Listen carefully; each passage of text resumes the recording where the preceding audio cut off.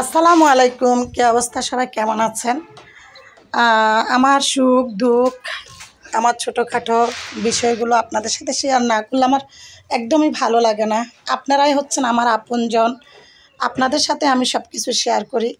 তো আপনাদের ভাইয়া তো সিএনজি ড্রাইভার, আপনারা জানেন। তো সে হচ্ছে গাড়ি রাখার জন্য একটা ঘর তৈরি করছে আর দুইটা দোকান তৈরি করছে। তো এই যে দেখতেছেন বাউন্ডারি, এই বাউন্ডারিটা কিন্তু ওই গাড়ি রাখার থেকে শুরু করে বাউন্ডারিটা আবার আমি দিয়েছি আর কি। তো বাউন্ডারির পিছনে যে দালানটা দেখতেছেন, ওই দালানের মানুষের সাথে আমাদের খুবই ঝগড়াঝাটি এবং আমাদেরকে মামলা হামলা দিয়ে অনেক জ্বালাতন করছে।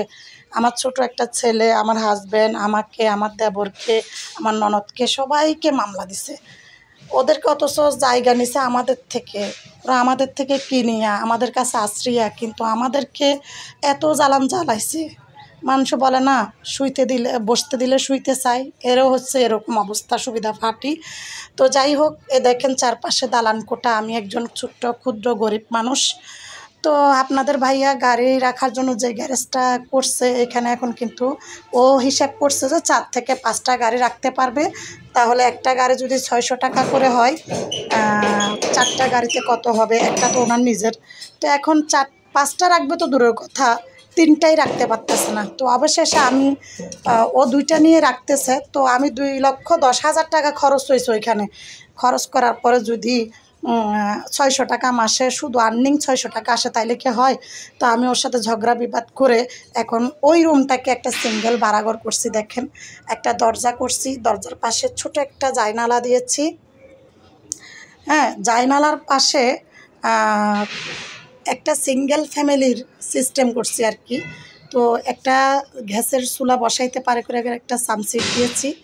নিচে হাঁড়ি পাতিল ধোয়ার জন্য একটা হাউজের মতো দিছি, একটা ট্যাব লাগাই দিছি। তো দেখতে পারতেছেন।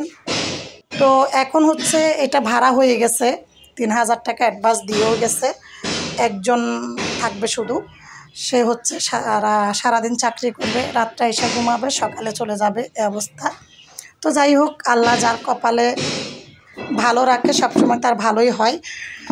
তো এখন আমি ঘরটা কমপ্লিট করতে পারি নাই, তবুও পাশে দিয়েছি। এই যে বেসিংয়ের পাশেই, মানে রান্নাঘরের পাশে হচ্ছে বাথরুম। তো বাথরুমটা বামহাতি দরজা করে ফেলছে মিস্ত্রি ভুলের কারণে আমার 5 লিটারের কলটা উল্টো দিতে হয়েছে। তো যাই হোক, কপালে যেরকম আছে সেরকমই হবে। তো আমি কিন্তু আলাদা করে রান্নাঘর দিই নাই, একটা রুম যেহেতু ছোট রুম, তো ওই রুমের মধ্যেই আমি সবসময় কি বলে যেভাবে ইয়াটা হয় ওইভাবে আমার মাথা খাটিয়ে কাজটা করছি। তো বাথরুমের উপর দিয়েছি আমি ফল ছাদ, যদি ওদের বাড়তি কোনো জিনিসপত্র থাকে উপরে তুলে রাখার জন্য, ওই ফলস মানে যেহেতু আমার খরচ কম, সানসিট দিতে পারবো না এক্সট্রা করে, এই জন্য ফল ছাদটা দিয়ে দিচ্ছি বাথরুমের উপরে। তাহলে বাথরুম থেকে রুমের ভিতরে আর গন্ধ আসবে না। তো এই জন্য। আর রুমটা দেখেন, একটা সিঙ্গেল রুম হিসাবে কিন্তু খুব বড় একটা রুম হয়েছে, কিন্তু 2 রুম করতে গেলে ছোট হয়ে যাবে, কিন্তু 1 রুম হিসাবে হেভি একটা রুম। একটা সিঙ্গেল ভাড়াটিয়া খুব সুন্দরভাবে মালামাল নিয়ে সেটিং করে খুব সুন্দরভাবে থাকতে পারবে, এক স্বামী স্ত্রী 2 জন, বা ছোটো একটা বাচ্চা আছে এরকম। তো এখনও কিন্তু ওয়ারিং হয় নাই, আমি লেফটিনের টাঙ্কি বসাইতে পারি নাই।